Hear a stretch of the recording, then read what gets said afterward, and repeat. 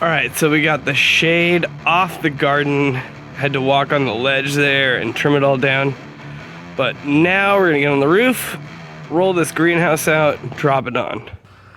Here's the entrance. 1, 2, 3, 4.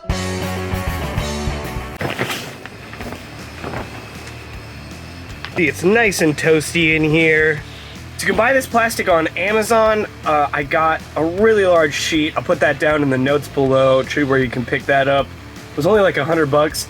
Totally worth it to keep all my plants going over the winter.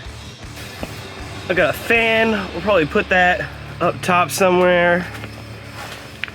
We got this Amazon basic space heater. You can set it so it goes off around 65 degrees. That way it'll keep all your plants warm. Thanks for tuning in to Devo's Garden for this greenhouse update. I'll have links for the heater and all the plastic below. Please like and subscribe, and I'll see you next episode.